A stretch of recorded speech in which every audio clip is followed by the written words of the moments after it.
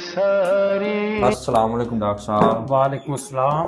पेट बड़ा खराब है ते डॉक्टर ने कहंदे पए हाँ जी। डॉक्टर साहब कल दा नेटवर्क बड़ा खराब है। Oh no. मिस कॉल वज रही है, आउटगोइंग बिल्कुल फ्री होई पई है ते तरह तरह दी रिंगटोन वज रही है ते पेट विच कोई बैलेंस नहीं रहिंदा, जिन्ना लोड कराने सारा निकल जांदा ते कोई पैकेज दसो। ठीक है, मैं थानू ए गोली लिख देना, ये लवो तुसी ते इंशाल्लाह सुबह तक सिम बंद हो जाएगी।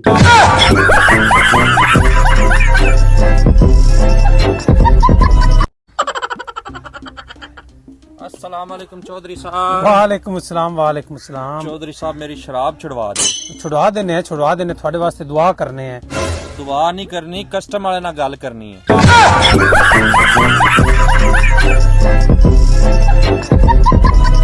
जी जी हो जाएगा, कोई मसला नहीं। अस्सलाम वालेकुम डॉक्टर साहब। जी वालेकुम सलाम। डॉक्टर साहब मैनू नींद बड़ी आंदी है, हर टाइम मैं सुस्ती ते बस ना सुता ही रहना मैं। अच्छा अच्छा, ये दसो मोबाइल केड़ा इस्तेमाल करते जी? मेरे को जी 3310।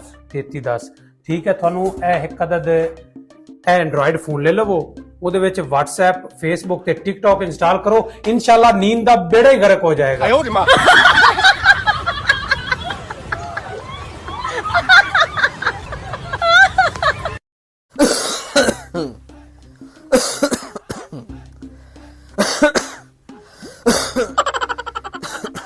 ओ हाँ जी शाह जी, की हो गया?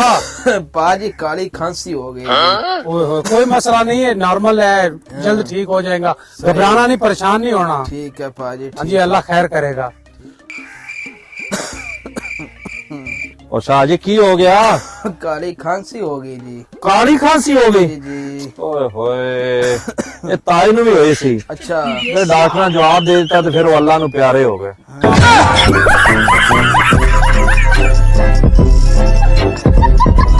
ओ शिगिर्दा इधर आ। हाँ जी उस्ताद जी। तू बड़ा लायक है, मेरे चंद सवालों के जवाब ते दे। हाँ जी पूछो।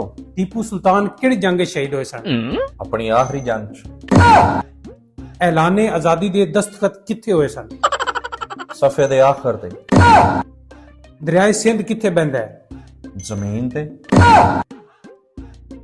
4 अंब 5 बंदा विच किस तरह तकसीम करोगे? मिल्क शेक बना। तलाक दी सब तो वड्डी वजह की है? शादी।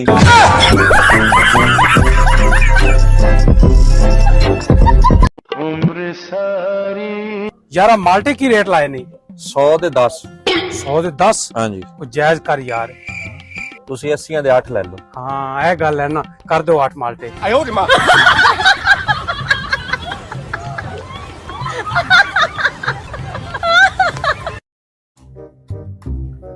अस्सलाम वालेकुम डॉक्टर साहब। वालेकुम अस्सलाम।